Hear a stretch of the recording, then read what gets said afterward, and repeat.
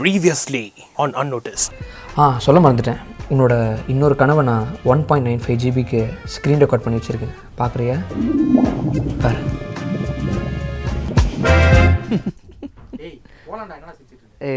இது reels. Okay, நம்ம Instagram திறந்தால எக்கச்சக்கமான ரீல்ஸுங்க. அதில் முக்கியமாக ஒரு ரீல் நான் பார்த்தேன். அதாவது tell me that you are an Indian without saying it அப்படின்ற ஒரு ரீல் நான் பார்த்தேன். அதே மாதிரி நான் உங்களை சேலஞ்ச் பண்ணுறேன். அதாவது உங்களுக்கு நல்லா பசிக்கும் போது நீங்கள் எனக்கு பசிக்குது அப்படின்னு வாயில சொல்லாமல் எதனாச்சும் பண்ணி கன்வே பண்ணியிருக்கீங்களா?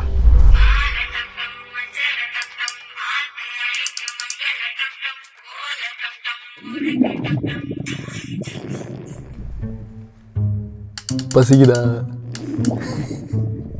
இப்போ பார்த்தீங்களா, அதே மாதிரி தான். ஏன் நமக்கு நல்லா பசிக்கும் போது நம்ம வயிறு அந்த மாதிரிலாம் சத்தம் வருது.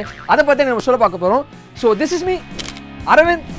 Welcome to my show unnoticed.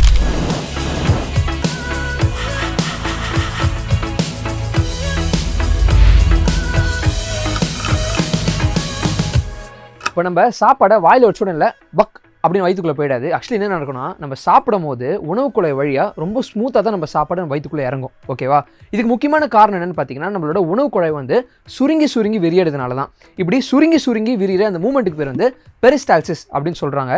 இந்த பெரிஸ்டால்சிஸ் மூமெண்ட் பார்த்தீங்கன்னா வெறும் நம்மளோட உணவு குழாயில் மட்டும் நடக்காதுங்க, நம்ம வயிற்றில் நடக்கும். அண்ட் நம்ம குடல், அதாவது இன்டெஸ்டைனில் கூட நடக்கும். நம்ம சாப்பிட்டு முடிச்சதுக்கப்புறம் நம்ம வயிற்றில் இருக்கிற கேஸ்ட்ரிக் ஆசிட் கொஞ்சம் கொஞ்சமாக அந்த உணவோட கலக்க ஆரம்பிக்கும். அப்புறம் ஒரு கட்டத்தில் அந்த உணவு ஒரு மாதிரி சாஃப்டான பதத்துக்கு வந்துடும்.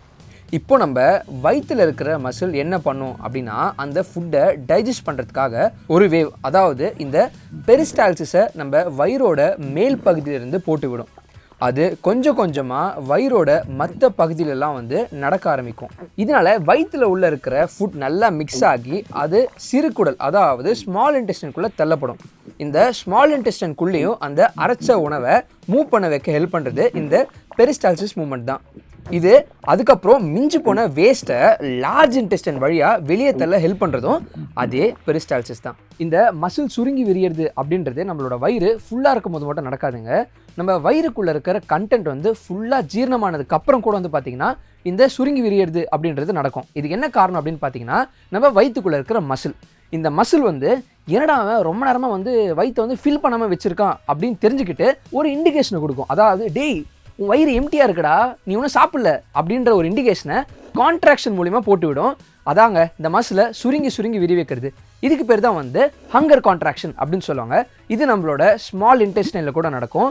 அண்ட் அது மட்டும் இல்லை, இதெல்லாம் சேர்ந்து தான், அதாவது இந்த கான்ட்ராக்ஷன் எல்லாம் சேர்ந்து தான் நம்ம வயிற்றில் அந்த மாதிரி ஒரு வித்தியாசமான சவுண்டை ப்ரொடியூஸ் பண்ணுறதுக்கு ஒரு காரணமாக இருக்குது. அண்ட் இந்த சவுண்டு தான் ரம்பிளிங் சவுண்ட் அப்படின்னு சொல்கிறாங்க. இப்போது என்கிட்ட ஒரு பலூன் இருக்குது.